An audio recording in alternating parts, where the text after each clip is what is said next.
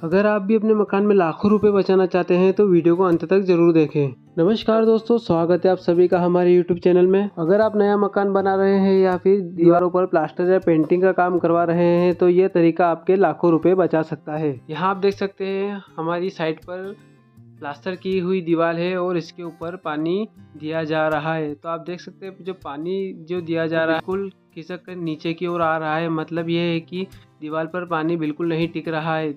जब दीवार पर पानी नहीं टिकेगा तो सीलन जाने की कोई गुंजाइश नहीं रहेगी और आपके मकान की मजबूती लंबे समय तक बनी रहेगी। दोस्तों, आज हम इसी विषय पर चर्चा करेंगे कि मकान में कौन सा प्लास्टर किया जाना चाहिए और किस तरीके से किया जाना चाहिए जिससे आपके मकान में सीलन नहीं आए और आपके मकान की कलर पुट्टी खराब ना हो। तो चलिए बिना किसी देरी के वीडियो को शुरू करते हैं। जिस दीवार का प्लास्टर करना चाह रहे हैं या जिस दीवार का प्लास्टर करने वाले हैं, सबसे पहले दीवार को अच्छे तरीके से साफ कर लें। यदि दीवार पर पुराना प्लास्टर है तो पुराने प्लास्टर को निकाल लें। ध्यान रहे दोस्तों, जिस दीवार का प्लास्टर कर रहे हैं उस दीवार को 2-3 दिन पहले से पानी से गीला करना अनिवार्य है। दीवार को पर्याप्त मात्रा में गीला करें ताकि प्लास्टर करते समय यह तुरंत प्लास्टर का पानी न सोखे। ध्यान रहे, प्लास्टर करते समय दीवार में हल्की नमी होनी चाहिए जिससे प्लास्टर अच्छे से होगा और प्लास्टर में फिनिशिंग अच्छा दिखेगा और उसकी मजबूती भी बनी रहेगी। तो दोस्तों, आपको जिस दीवार का प्लास्टर करना है उस दीवार की छपाई शुरू करना है। दीवार पर माल लगाना आपको एक कोने से शुरू करना है। एक कोने से शुरू करने के बाद आपको पूरी दीवार पर अच्छी तरीके से माल लगाना है, कुछ इस प्रकार से। ध्यान रहे, जब आप दीवार का प्लास्टर कर रहे हो तो आपको दीवार पर माल लगाते समय थोड़ा थोड़ा माल लगाना है। कम माल लगाने से माल जमीन पर भी कम गिरेगा और दीवार पर अच्छे तरीके से चिपक जाएगा। दोस्तों, इसी प्रकार से आपको पूरी दीवार पर माल लगा लेना है। दीवार पर माल लगाते समय ध्यान रहे कि जहां आप माल लगा रहे हैं माल को माल से जोड़ते हुए लगाएं जिससे कहीं भी गड्ढा ना रहे और माल एक जैसा दीवार पर चढ़ जाए।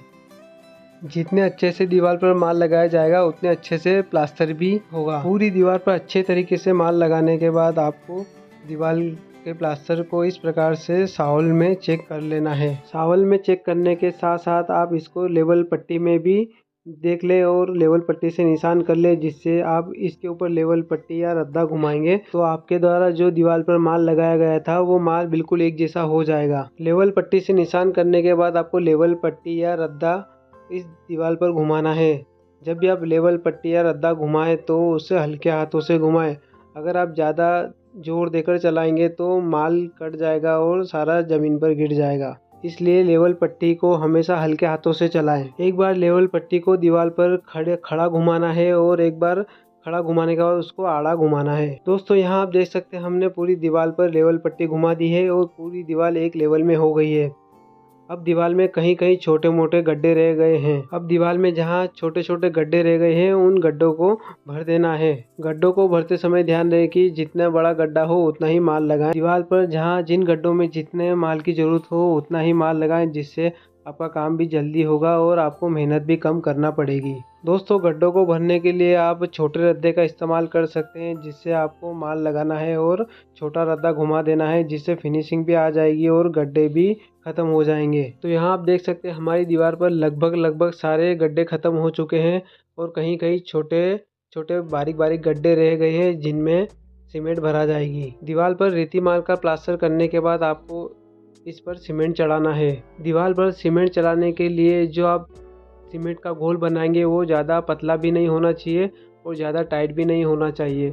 अगर सीमेंट का घोल ज़्यादा पतला होगा तो वो आपकी गुटकी या फर्नल में टिकेगा नहीं, जिससे आपको दीवार पर चढ़ाने में समस्या आएगी। और यदि सीमेंट का घोल ज़्यादा टाइट होगा तो वह दीवार पर ज़्यादा मोटी मात्रा में चढ़ेगा, जिससे आपकी दीवार ऊंची नीची हो जाएगी, जिससे दीवार की फिनिशिंग भी बिगड़ जाएगी और सीमेंट भी ज़्यादा लगेगी। तो दोस्तों, सीमेंट को घोल को मीडियम ही रखें, ज़्यादा पतला और ज़्यादा टाइट ना करें। यहाँ पर एक महत्वपूर्ण बात है कि जिस दीवार की आपने छपाई करी है अगर वह दीवार थोड़ी सी सूखी है तो सीमेंट चढ़ाने से पहले इस दीवार पर पानी छिड़क ले, जिससे दीवार में नमी आ जाएगी।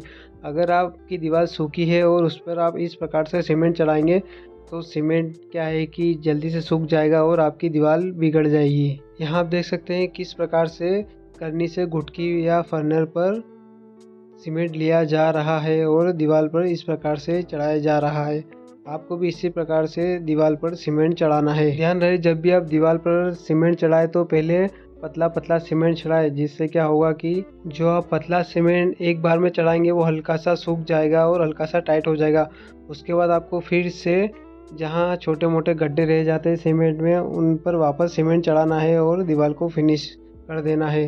ध्यान रहे दोस्तों, जितना आप इस सीमेंट को घिसेंगे उतना ही दीवार में फिनिशिंग आएगी और अच्छी दिखेगी। यहाँ आप देख सकते हैं दीवार पर कितने अच्छी तरीके से पॉलिश किया जा रहा है और कितने अच्छे के तरीके से सीमेंट चढ़ाया जा रहा है, जिससे दीवार में बहुत ही अच्छे तरीके से फिनिशिंग आ रहा है।